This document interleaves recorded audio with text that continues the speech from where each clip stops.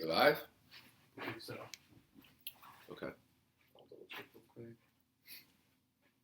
This is Wirecast? Yeah. How do I see questions? Just look on my computer. Yeah, I would use your computer. Okay. Is there a way to see how many people are watching? Mm-hmm. It'll pop up on YouTube. On mine? Mm-hmm. Where do I go on mine?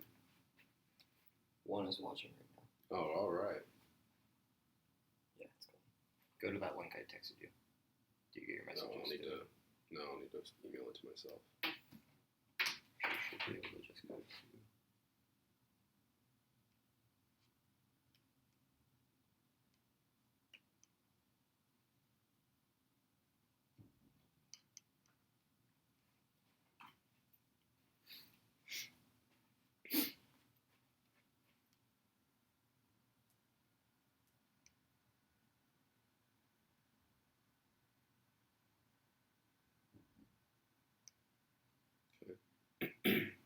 We got 30 people in now. 30, all right, here we go. Already lots of questions too. So All right, good. Hey guys, hold tight. I'm not good with technology, so I'll get there. I got 3 screens I'm working with right now. Are you recording up there as well? Okay.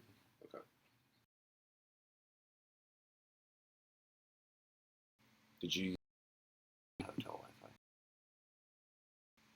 I have that faster. To upgrade it. There it goes. All right, double check that.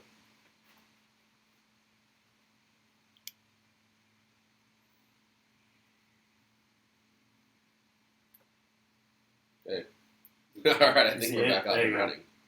Yeah. We're good. Okay. You want to double check that and just keep watching it in case it cuts out again? Yeah, I'll watch it. All right, I think we're back up and running. Oh, I need to mute that. We had some technical issues with the Wi-Fi, but we're back. So I'm going to be here for about 45 minutes answering all your questions. I want to start out by thanking you guys for subscribing to my vlog. It was really fun to do that the last 2 weeks. Just neat to kind of go through all the 3 cities that I call home: Eugene, Seattle, Boise, and reconnect with family and friends in each one of those cities. I don't know, it was a little bit of an emotional time. I think if you guys saw my vlog back in Boise when I went to Bishop Kelly, just so many crazy memories. I can't believe I've been doing this for 20 years. It's been awesome. You saw Coach Sam get a little emotional in the vlog right after my last race. And, you know, if anybody's seen every single angle of this career of mine, it's Coach Sam. He was with me when I was 17 and first stepped foot on Willamette University. And he's been with me every step since. And, you know, he's sacrificed so much. So I'm going to start off by thanking Coach Sam yet again for everything that he's done to help me along the way. He's my business partner at Run Gum, my best friend, my mentor, and you know, he's the one that said we should start doing these vlogs. He said we have so much knowledge that we've accrued over the last 20 years, 50 years when you combine his experience and my experience together. We want to share that knowledge. You know, some coaches, some athletes, they want to grab their knowledge and hold on to it really tightly, and I can't stand that. This is a community of runners, and the knowledge that we gain as we go and compete and train, it should be shared. And so, you know, that's the reason why in 2012 I published my training log. Not a lot of athletes publishing their entire training log. That's intellectual property everyone wants to hold on to like a, you know, it's some golden egg. Well, we just published it. So you can go to rungum.com and download and sharing it back. So not only did we vlog for the last 2 weeks about the 800 meters, we're also going to continue vlogging all year. This vlog is going to take a break for 2 weeks while I let my body rest. On July 10th, I'm going to start training for my first marathon, the Honolulu Marathon, which will be December 10th. So from July 10th through December 10th, we will be vlogging every single run that I do as I try to take an 800-meter bison and strip him down and become a lean, mean running machine and somehow run 26.2 miles. Now, we'll be trying to hit 3 pillars in this vlog: entertain, educate, and inform. Like educate, entertain, and Nathan, help me out here. Inspire. I'm sorry. So each vlog we want to do a little bit of that. So hopefully you find, you know, my advice educating, informative, and we're gonna have a lot of fun with it. So let's get to the questions. That's what you guys really want. I've got a lot coming in already. So let me get started here. Goatman asks, what is the biggest goal for yourself that you have achieved, and then one that you didn't achieve? I would say the biggest goal that I've achieved for myself was making the Olympic team in 2008 and then again in 2012. There's a reason why becoming an Olympian is such an elusive thing. So many things have to come together for that to work out. You have to have a great team in place, and I did in 2008. Coach Gagliano, Coach Sam, Nike Oregon Track Club, the community of Eugene, everything kind of came together. Combined my hard work and dedication to the sport and a little bit of luck, and I made that Olympic team. And so I would definitely say that, the sacrifice that I made and the risk that I took to make that Olympic team, that was the biggest goal that I've set for myself and the thing that I'm still most proud of. Close second would be getting my college degree, because that was really, in some ways, getting my college degree was much harder for me than making an Olympic team. I really wanted to make an Olympic team, and I only sort of cared about my college degree, but I am glad I have it. So thank you, Nick Symmonds, for continuing to encourage me to finish that goal that I'd set for myself. A goal that I set for myself that maybe I didn't ever realize, winning an Olympic medal. I ran 142.95 in London in the Olympic final, and I finished 5th there. And it still hurts a little bit to think about that one. That's a goal that I put up there that I now realize I'll never achieve. And I did everything I could. I think there are things that you can control and there are things you can't control. I could control my preparation for London, and I could control what I was able to do in that final. I couldn't control what all the other guys in the final were going to do. And they all ran incredible races, including a world record by David Rudisha. And my time, my personal best still to this day wasn't good enough to win a medal. And that's okay. It's something that I just have to be okay with. But it did take some time to come to terms with the fact that I was never going to be an Olympic medalist, unless I get really good at horseback riding or fencing or something. But no, it's okay. I think I'm proud of what I was able to accomplish. I think I played the cards that I was dealt really well, and I'm okay not being an Olympic medalist. I know a lot of Olympic medalists personally that are angry and bitter that they never got a world record, or angry and bitter that they never won more Olympic gold medals. It's really easy to always want more. That's what allows athletes to get to this level. But at some point, you have to stop and just be happy with what you've accomplished. And at 33 years of life, having run for 20 years, I'm very happy with what I was able to accomplish. Aldo says, you said the longest run you've ever done was 13.1. What was your time? I've done a 13.1 in training a few times, and earlier this year I did one. I was just feeling really good, and I wanted to see what I could run for a half marathon. I ran 1:29 for 13.1 miles, an hour and 29 minutes. I've never actually run a half marathon in a race setting, but I would really like to run a half marathon this fall in preparation for the full. So if you're a meet director, if you're someone that loves halves and you know of a great half this fall for me, reach out. You can email us, press@rungum.com. I really want to run a half sometime in October, maybe November, and really try to get after it. So let me know if there's a good one. I know there's a few in the Pacific Northwest that we're eyeing right now. Run Torres asks, how many miles did you run per week when you were in top shape? In my mid-20s, I peaked at my mileage. I tried to hit 70 miles a week in 9 runs. I'd run Monday through Sunday and try to average about 10 miles a day. I could never hold that for weeks at a time, but I could run 70s for 2 or 3 weeks a month, and then I'd have to come down and have a down week at like 50. So I'd say the highest I ever did was probably 74, 75 miles in a week. When I got into my 30s, I couldn't hold that, and in my early 30s, I ran about 60 miles a week, and this year in 2017, I was running 50 miles a week. I think that I'd like to run between 50 and 60 miles a week in preparation for the marathon, but I've got a lot of other obligations. Being the CEO of Run Gum takes a lot of time. Being a good family member, a good boyfriend, all of those things take time, and I don't want to make these kind of sacrifices anymore, spending time away from home and my friends and family and business. So I will let you guys know that I'm going to train my butt off for the marathon, but I'm not making it my number one priority. Family comes first, Run Gum comes second, and then training for the marathon comes third. El Scara says, how important is concentration in your opinion? Concentration is a really wide term, so I'm going to narrow that down. into visualization and focus. Visualization is an extremely important tool when it comes time to race, and you need to visualize yourself doing something before you're actually going to be able to do it. So when I warm up for a race, I like to spend those 20 minutes as I'm warming up just in my own head, imagining myself winning, imagining myself winning in every possible scenario. If it goes out slow, how do I get to the front? If it goes out fast, how do I hang on and pace myself and find my way to the front by the end of the race? If I get trips, what do I do? I spend those 20 minutes just visualizing every possible scenario so that when it unfolds in the race, I'm ready to deal with it.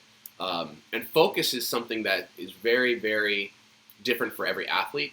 I can't focus for 25 minutes on a cross-country course. Every time I ever ran cross country, I would wake up about mile 3 and just be like, why am I doing this? I should just stop running. This is horrible. I wasn't built mentally to handle 25 minutes of racing. Even in the mile or the 1500, I'd get to the third lap and I'd kind of settle and just think, gosh, this is such a long race. This really is not fun for me right now. And that's not what you want to be thinking about in the third lap. Ask Robbie Andrews, who just won his first U.S. title. I guarantee he wasn't thinking about that on the third lap. I could focus for a minute and 40-some seconds. In an 800, I never once had a thought that wasn't, how do I feel right now? Where am I positioned in this race? And what do I need to do to win? For some reason, physiologically speaking, I was made for the 8, and mentally, my body was just ready to run the 8. I could focus for a minute and 40-some seconds. I could meter out my energy just perfect. So I don't know if I chose the 8 or if the 8 chose me, but that's why I was an 800-meter runner for 20 years. I dabbled in a few other events, but I was a one-trick pony. Fortunately, I did that trick pretty well. We got another question here. What time are you shooting for in the marathon in December? I think anything under 3 hours I would be really happy with. The greatest marathoner in the world couldn't break 2 hours. So if he runs too low and I run too high, we're both 2 hours and change marathoners. So I just want to break 3 hours. Andres Chow asked, Nick, probably an embarrassing and personal question, but how much weight are you aiming to lose for the marathon? I don't find that embarrassing or personal. I'm really open about my weight. I call myself the Bison, or rather Tim Layden from Sports Illustrated called Nick Symmonds the Bison, running incongruously fast, meaning like it doesn't make sense how a guy my size and my dimensions can run as fast as I do. But Bison aren't marathon runners, and I will need to lose some weight if I'm going to run sub 3 in Honolulu. I think that my target race weight for Honolulu would be 160. I'm weighing in at probably 172 right now. I haven't weighed myself in a few days, but I would guess I'm about 170 low. It'll be hard for me to lose 10 pounds, but if I'm really careful about my nutrition and I am logging in 50 to 60 mile a week, it shouldn't be a problem. I think if I was to really, really target the marathon and try to run my absolute best, something around 150, 155 would probably be the best, but I think I would get sick in the process trying to get that light. My body naturally wants to be about 170. So rather than try to maximize every pound and ounce, I think it's going to be better for me to run a little heavier but be healthier. Kenny Wallace asks, I know you're not the biggest fan of XC, but how is your adjustment from 5K to 8K going to college? I love cross country. I love watching it. I liked running it in high school and college. I have great memories, but I just wasn't made to do it. I was a fish out of water in cross country, and just a big lumbering bison, getting swallowed up by the lighter gazelles running on the plane with me there. But I did enjoy it, and when I went from 5K to 8K from high school to college, it was a big step up. I was an Idaho State champ in the 5K my senior year. And I went on to run okay in cross country at the D3 level. I ran 24:49 for my best 8K. But it was a big step up. And I would say the biggest thing I did to prepare for that step up was to up my mileage. And not significantly. You can't go from 30 miles a week in high school to 60 miles a week in college without getting injured. You're going to get injured. But slowly and steadily throughout college, I went from 40 miles a week to 45, 50. And by my senior year, I was running 55 or 60 miles a week. That was kind of just a natural progression. I was fortunate to have Coach Sam, kind of monitoring my program, and Coach Kelly Sullivan at the time saying, we're not going to make you a NCAA star overnight. But if you get a little bit better each year and a little bit stronger, and you're able to handle just a little bit more training year after year after year, that's going to really add up. And it did. I went from being a good Idaho, big fish in a small pond, a good runner in Idaho, to being a 9-time NCAA champ at the D3 level. So, 7-time NCAA champ at the D3 level. And I won, conference title in everything from 400 meters all the way up to 8K cross country. All right, Bruno asks, for your marathon training, are you going to work with a different coach who specializes more in longer distances?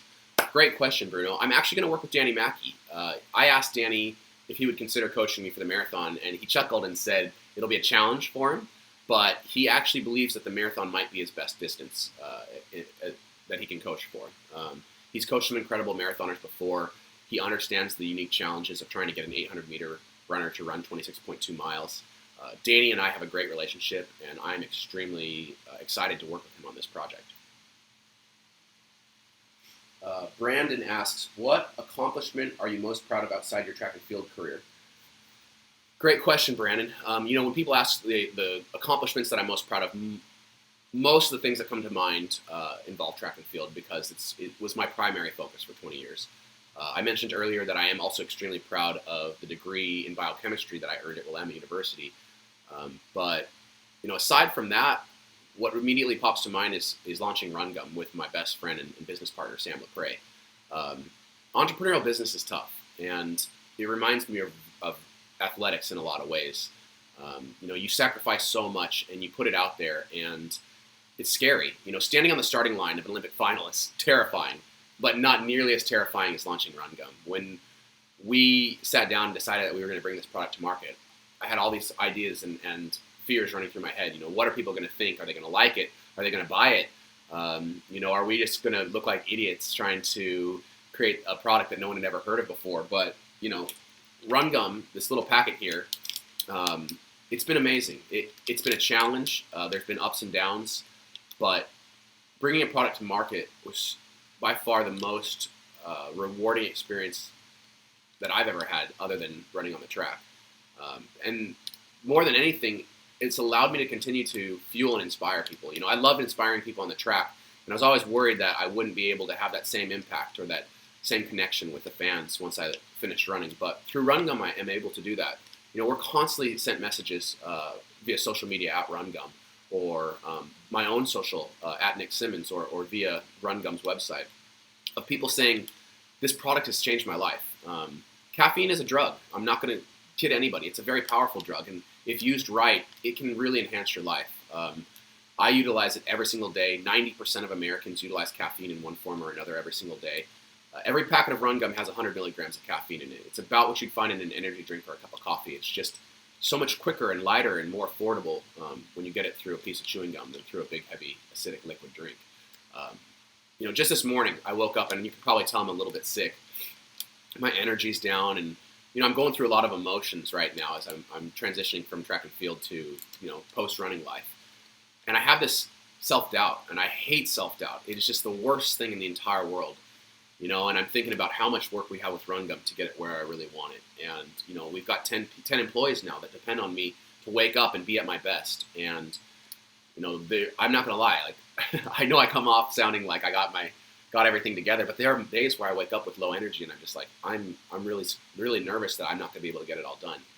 And I chewed a couple pieces of Run Gum, and that self-doubt kind of goes away. I get a boost in energy. I get this kind of euphoric feeling of, I can't do it all at once, and I can't do it all by myself, but I've got great employees, I've got a great business partner, and I've got a mentality that allows me to take these huge goals and break them down into little tiny bite-sized chunks. So where I want Run Gum to be as a billion-dollar business, if I think, I'm just going to make it a billion-dollar business tomorrow, it's impossible. It's absolutely impossible to think that way because it's too daunting. But if I just think to myself, if I open just a few more doors next week, if we get one more account on board, and take one more step towards that goal, and I just keep doing that year after year after year, then we could get there. And somehow caffeine, it does something different to everybody's brain, but for me, it erases self-doubt. And it was really cool this morning to utilize my own product in a functional way that helped me. And I hope if you guys have tried Run Gum that you found that it helps you, whether it's a nurse working a 24-hour shift being a little bit better for her patients, or a businessman running into a meeting last minute and crushing that sales pitch or something, or just being out on the run and having a down day and chewing a couple pieces of Run Gum and turning a bad workout into a good workout. Please share those stories with us, because on those days when I feel like a little bit of self-doubt, or like, do we really have as good of a product as I think we are? Those stories really help me. And like I said, I want this to be a symbiotic relationship. I want there to be some reciprocity. Let me help you, and please help me in exchange. Tell me if you like Run Gum. Tell me your favorite flavor. Tell me how you use it and how it helps you in your daily life. Next question. What interval workouts would you recommend for a former D1 8:15 runner trying to get back into running after a career-ending injury? Man, that's a tough question. I've had some career-ending injuries, and the number one piece of advice that I can give you is just take it slow. There's absolutely no rush. If you say, oh, I've got to get ready for this race in 2 months, you are going to re-injure yourself, and I've done that before. The best way I ever came back from a career-ending injury was in 2014, and I had tried to push it and kept getting injured, and then finally, about April or May, I saw the writing on the wall, and I said, you know what? I'm not going to be able to salvage this season. And I called Coach Danny Mackey, called Coach Sam and Brooks, and I said, guys, the only way that I'm mentally and physically going to be able to get back from this injury is if we take the long approach. And I said, instead of trying to force it and get back into health by August or September, which would have re-injured me, I said, we're not going to worry about being fit and ready to race until the entire year following. I said April of 2015 is now the next time that I plan on racing. And by giving myself that time, by giving myself that runway to just take it slow and know that I didn't have to force anything, I was able to come back from a career-ending injury to win my 6th U.S. title at the 2015 U.S. Championships. And I'm really proud of myself for recognizing where my body was at and recognizing that it needed that break and just taking that long, slow approach. So that's what I would encourage you to do. There's no need to get back on the track tomorrow or next month or even next year if you're not ready for it. You're young. You said you just graduated. You've got a decade of great running in your legs still on the track. And so just maybe focus on trying to get ready for April of next year. Just utilize swimming, lifting, biking. Those can get you into really good shape so that you can hit the ground running when it's time to get back. Luke asks, would you recommend Run Gum for high school runners that have not used caffeine in the past? Luke, that is a really great question. And we actually have a warning on every packet of Run Gum that says this is not for children. Now, I wouldn't call high school kids children. I think that many high school kids are already finding caffeine and utilizing it, if not daily, then occasionally. Now, let me ask you this. If it's your kid, would you rather they grab a heavy, acidic energy drink that's full of sugar and calories, or would you rather they grab a packet of Run Gum that's a 0-calorie, sugar-free product? If it's my kid, I want to cut out as much sugar as possible. I think that Run Gum is the better product for a high schooler. I'm not going to endorse high school athletes using it, but if your parents say, yeah, we want you to see how caffeine can affect your performance, then Run Gum is a good way to try it. Each piece of Run Gum contains 50 milligrams of caffeine. Now, that's a really low dose. A cup of coffee or an energy drink might have as much as 100 milligrams. So starting off with one piece of Run Gum for a high school athlete that maybe is just starting to dip their toes into utilizing caffeine is a really safe way to do it. My girlfriend likes to share a story of when she was a young gymnast, weighing in under 100 pounds, and someone handed her a 5-hour energy, and she drank the whole bottle. Now, that has close to 200 milligrams of caffeine, and she said she thought she was going to have to go to the emergency room. That's a really dangerous amount of caffeine. It's a really tough way for a young athlete, especially if you're small, to start utilizing caffeine. I think that Run Gum might be the better way to kind of just start experimenting and again, dipping your toes into utilizing a performance enhancer like caffeine. 50 milligrams per piece, 3 different flavors. You're going to find one that you like if you don't like them all. But again, ask your parents. Parents, if you have questions, feel free to shoot us a message on social at Run Gum. We're happy to answer all your questions. But again, I would much rather see high schoolers utilizing Run Gum than sugary acidic energy drinks. Christopher asks, of all the runners you've ever met, who would you say is the most talented? Any crazy workout stories involved? Most talented, I'd probably say Clayton Murphy. And it's not just because he's a hot name right now. What he did last year, the bulk of work that he was able to run well all year. When he made the Olympic team, I thought, well, that's great, but he's going to be fried by Rio. And he went on to win a medal. I think that he is just naturally one of the smoothest runners I've ever seen, and one of the most gifted. And I think that if he finds the right setting for him, the right coach, the right training partners, he may go on to be the best middle distance runner that America's ever produced. So that's what I'm feeling right now. Bo asks, what do you remember about your training during the breakthrough from 2 minutes to 150s? Bo, that's a good question. Breaking the 2-minute barrier in the 800 is really tough. And I believe I did it for the first time at the age of 15 as a sophomore in high school. And I remember having run too low quite a few times. And I know that for me and for most high school runners, breaking 2 is just a matter of pacing. I see so many runners say, I want to break 2 so bad. I want to break 2 so bad. So they go out in 26 seconds for their first 200. And they go through their first 400 in 55, 56. And I'm just shaking my head because they come back in 207, in 64, 65, or they run 201. And I'm like, your pacing is atrocious.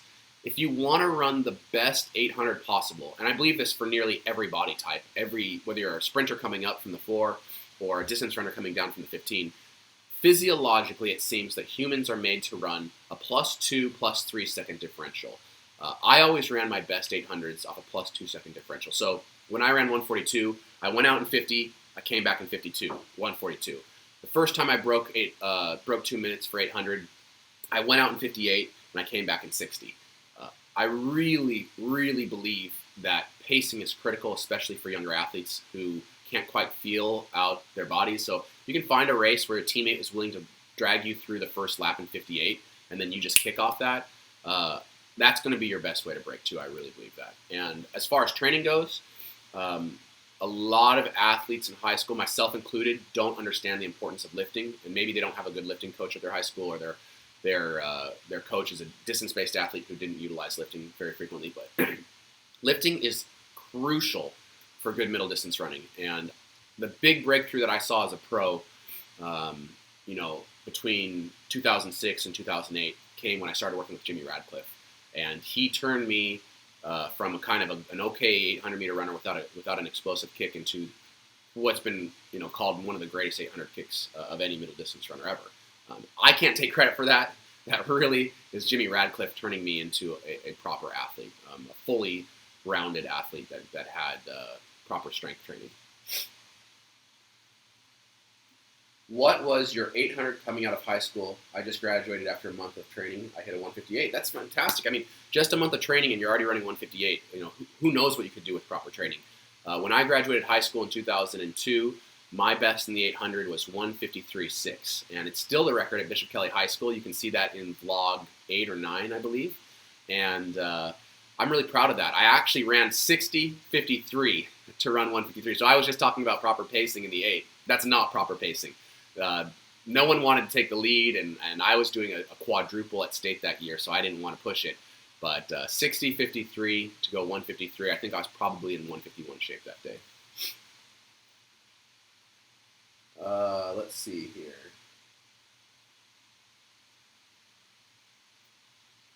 What do you think is the best surface to run on for recovery and steady runs, and why?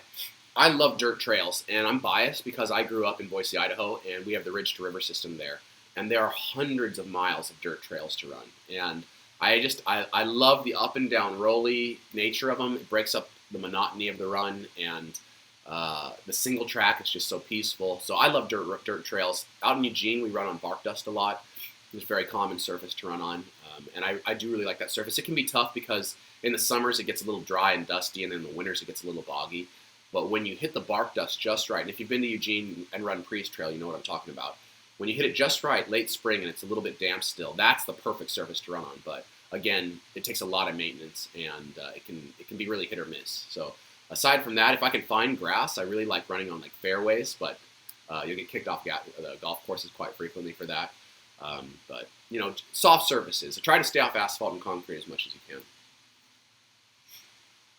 Let's see. Do you know any good altitude training camps or trails I can go to in Washington State and run on so I can get some altitude training in? I haven't done any altitude training in Washington, and I think you're going to be hard-pressed to find really proper altitude training there. The Northern Cascades could probably offer you some pretty good opportunities.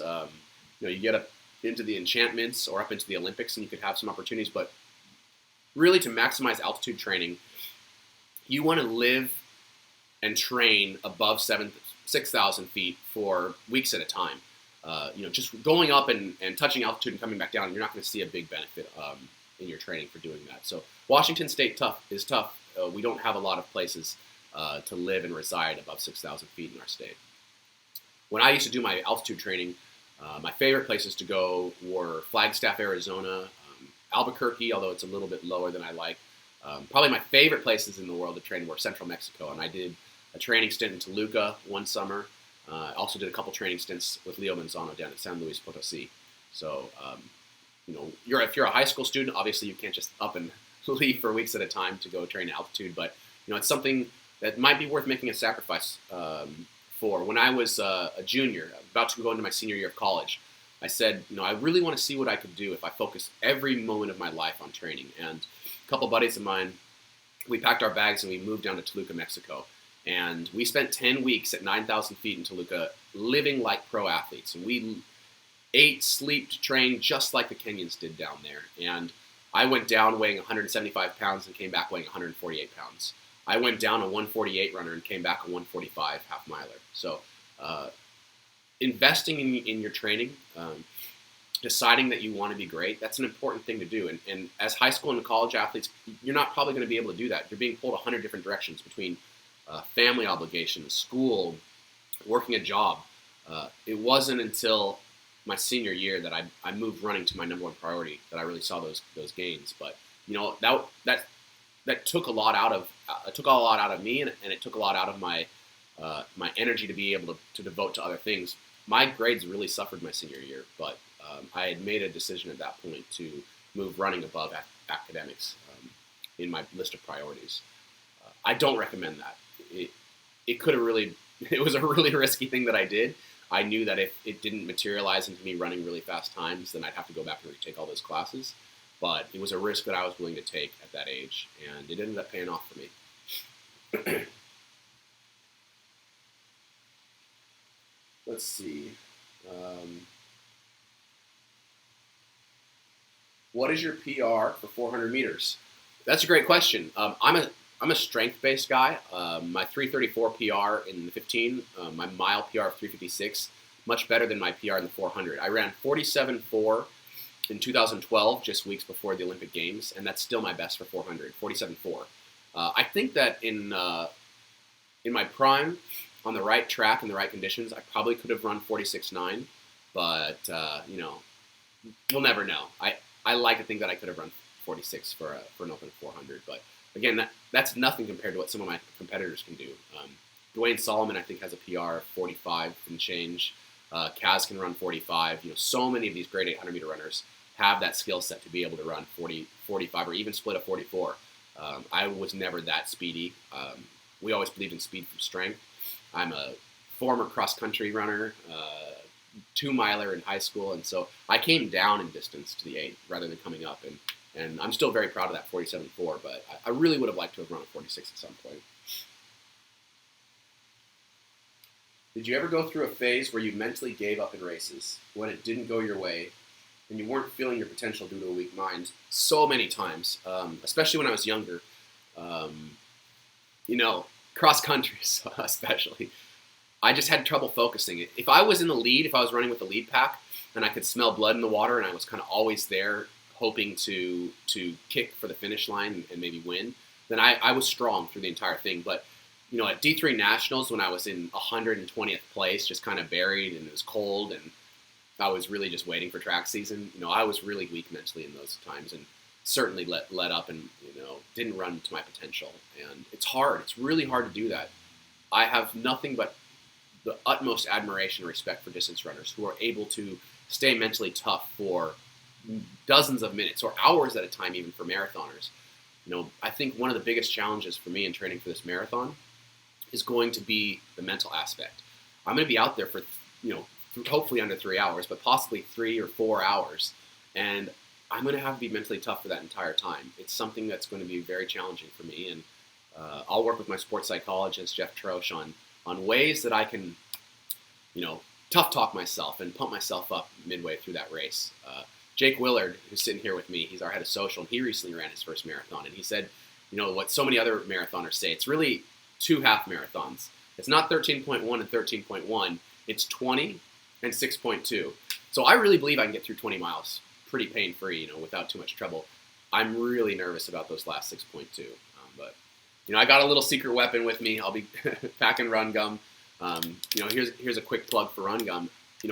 We started out with a package. It was a foil package that had paper, and it wasn't waterproof.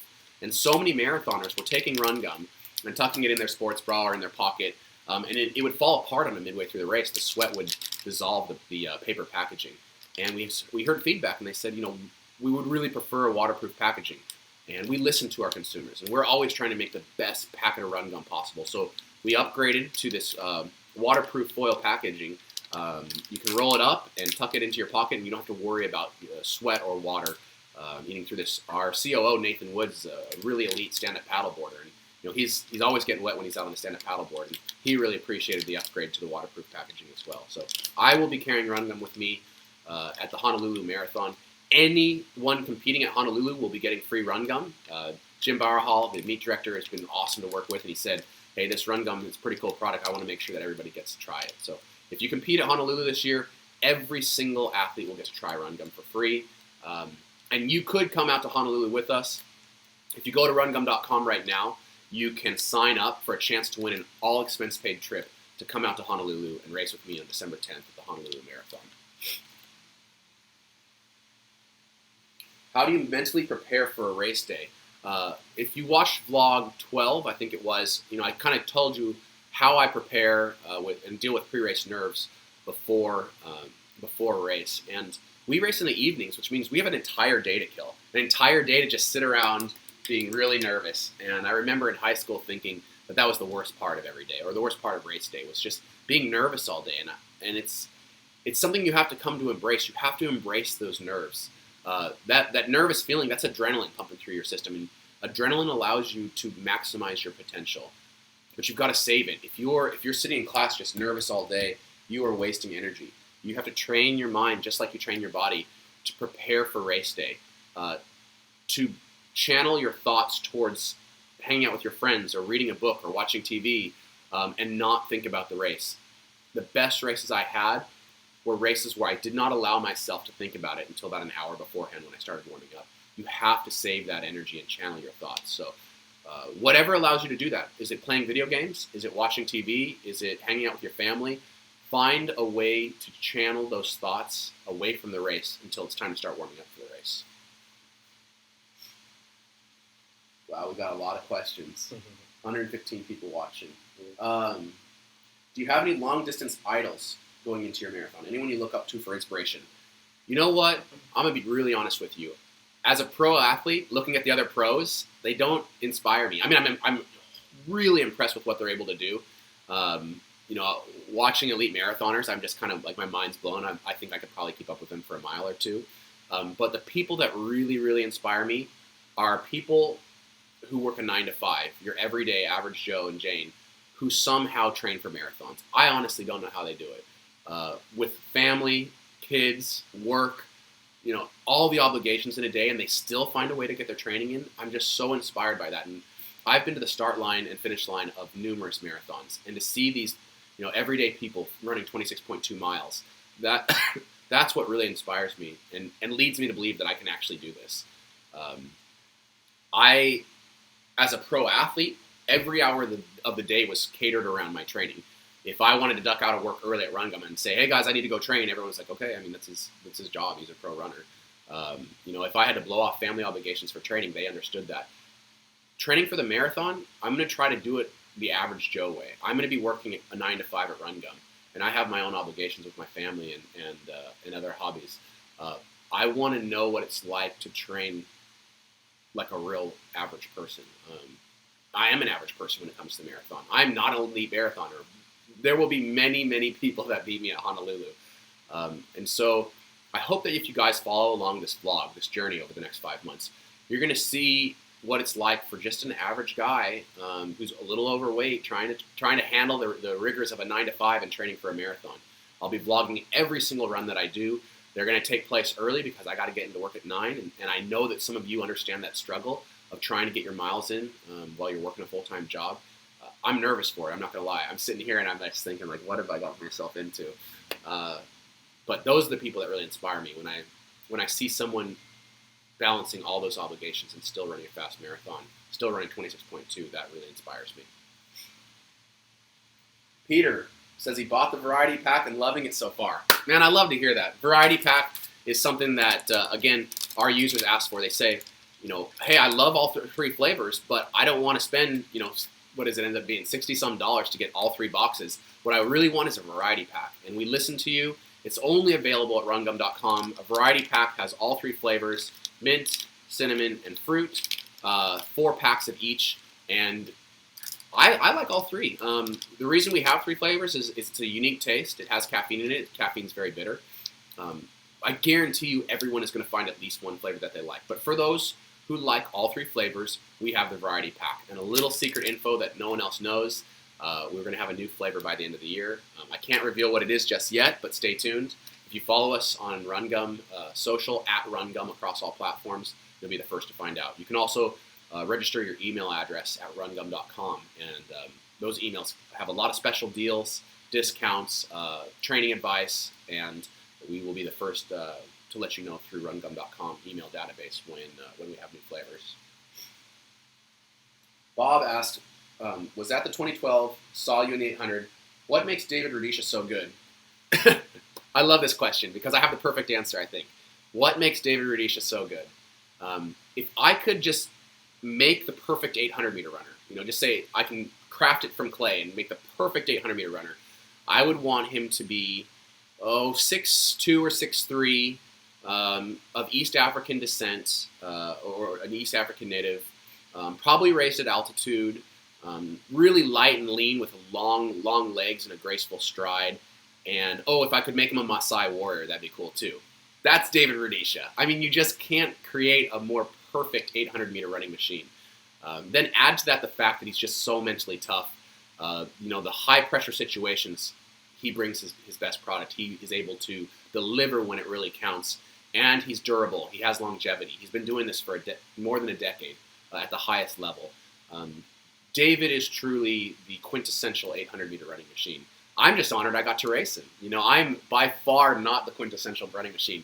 When you go to the other side of that spectrum, and you say, what's not the body type you want to run the 8? Short, stocky, white kid from Idaho, probably not going to run the world record anytime soon. But you know what? I played my cards as well as anyone can play them. And in doing so, I got to have this incredible 20-year journey that led me to the 2012 Olympic trials final, and I got to race David Rudisha, and that's something I'm really proud of. Let's see here. How many speed sessions in a week did you have in your prime? Thomas, that's a great question. When I was in my mid-20s, and honestly, from the age of 13 all the way up to about 30, I did 3 hard track sessions or 3 hard workouts a week. In my mid-20s, when I was really peaking, I would do long intervals on Tuesday. I would do a tempo plus some fast strides or 200s on the track on Thursday. And then I'd come back on Saturday and I'd do really race-specific intervals. I would do probably 70 miles a week, and those 3 days would be my hard sessions. It wasn't until I got into my 30s where I couldn't handle that kind of workload, and I switched to working out Tuesdays and Fridays. I needed that extra day of recovery. But I really believe young runners need to be doing 3 workouts a week.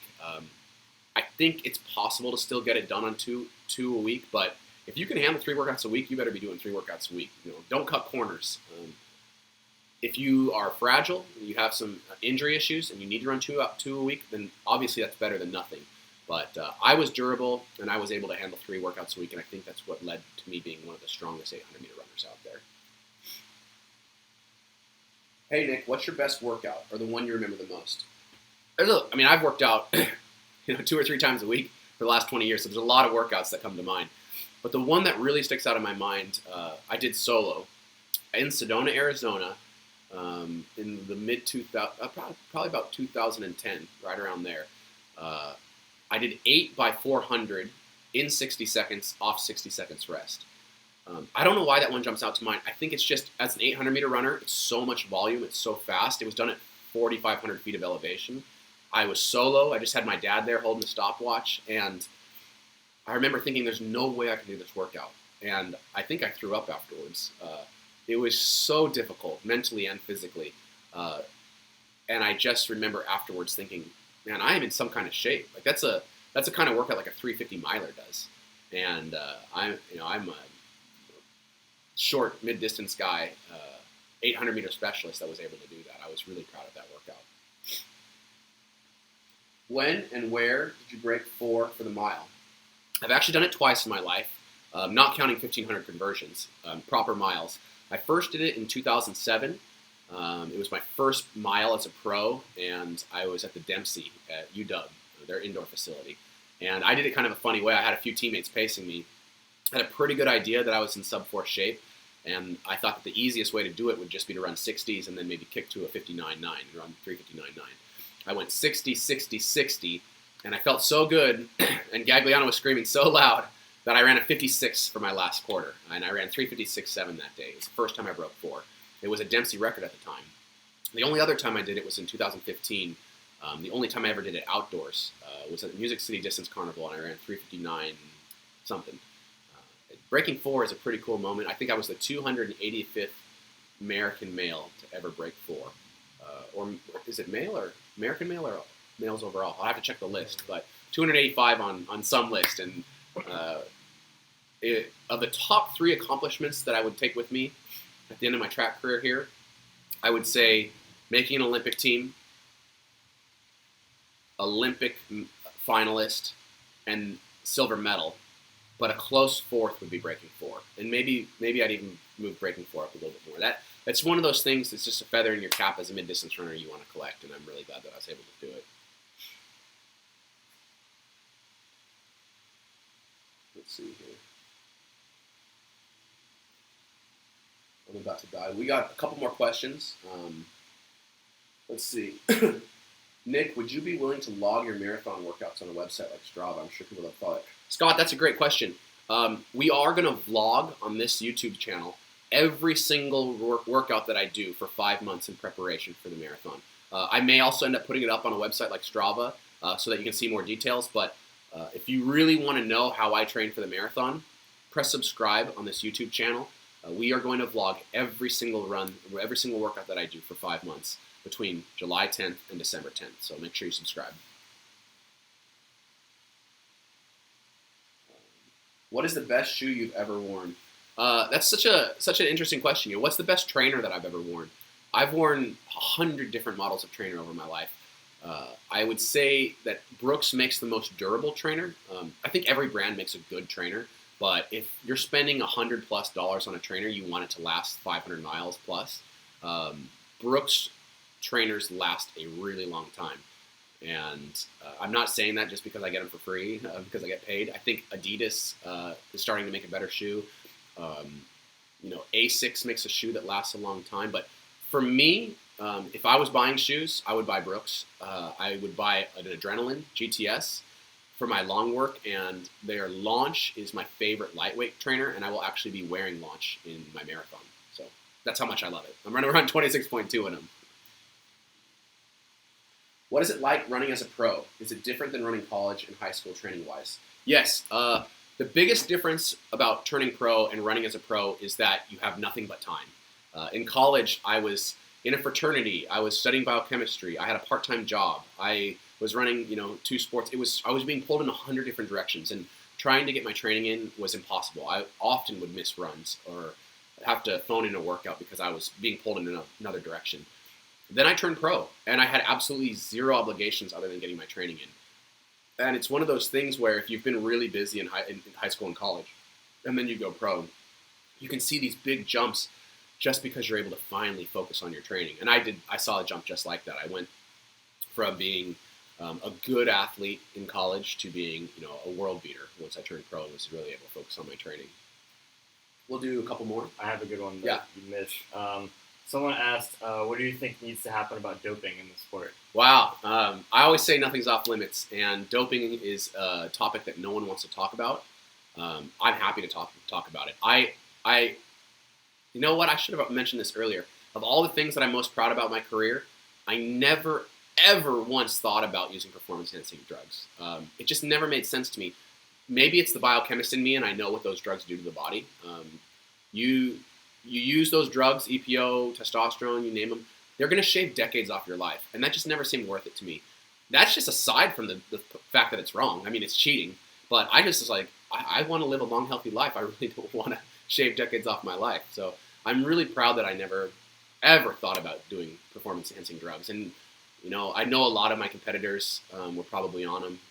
Statistically speaking, it would make sense that some of them were on. Some of the people that beat me in world finals subsequently went on to test positive. But I still never once considered doing it. How do we fix the problem? 2 ways. Better funding for USADA and WADA and all the anti-doping administrations that are out there. It's kind of a joke. They I think by their own admission, they think they catch about 1% of cheaters, which is really sad. So they need better funding. They need to be in the cat and mouse game between cheaters and anti-doping administrations. The cheaters are way ahead, and the doping administration is trying to play catch up, and they're just too far behind. But the number one way to eliminate doping, in my opinion, make it illegal. How can people dope and steal, commit fraud? And let me be very clear about one thing. If you dope, you are a thief and you are committing fraud, which are illegal in every other aspect of the law, but somehow in sport, you're able to dope and be a fraud and be a thief and not go to jail. It is absolutely insane, in my opinion, that it is legal, or it's not illegal to dope. If you dope, you are a thief, you're a fraud, and you should go to jail. I think that by making it illegal, by having those repercussions, it would really help clean up the sport. And I would love to speak with a senator about sponsoring a bill to make it illegal. Another one that came through, what's your prediction for the 800 final today? Oh, wow. Let's make this the last question because I want to get over to the track and watch this 800-meter final. What is my prediction for the men's 800 final today? It is so unpredictable. I mean, I would have said that Clayton Murphy was an absolute lock and probably would have picked him to win it, but he really struggled in that 15 final yesterday, and he's trying to do something that no human's done in the last 20 or 30 years, and that's double in the men's 8 and 15, and there's a reason people don't do that. It's a very hard double, especially in these hot conditions. So today, my pick is Eric Sawinski for the win. I think he's tough. He's a veteran. He knows how to handle the nerves and the rounds. I think he's going to win it. I think Clayton is going to come back from yesterday's disappointing race, and he's going to make the team. And, I think Jock's going to make it. He didn't look great in the semis, but he is an Olympian, and he finds a way to make teams. So those are my 3 picks. I'm sure I'm going to be wrong. It's the men's 800. You can never know what's going to happen. But Sawinski, Clayton, and Jock would be my pick. And I'm going to go watch it. So I think we've got 150 people still watching. Hey, I'm sorry I didn't get to all the questions. I really wanted to do these justice and get a little bit deeper into some subjects. We are actually recording this, and we are going to post each one of these questions up over the next 14 days so that people can rewatch these if they missed something. And please leave your questions in the comments section below. I do my best to get to every single question that's asked. I want to make sure that I answer the questions that you guys have, and we'll be doing more Q&As on Instagram, so follow me at Instagram, at Nick Symmonds, and you can subscribe to this vlog where we'll be doing more Q&As. But again, probably the best way if you want to get your question answered is just to leave them in the comments section below as we vlog over the next 5 months in preparation for the Honolulu Marathon. I'm going to do my best to answer all your questions. So thank you guys for tuning in. See you guys at the track.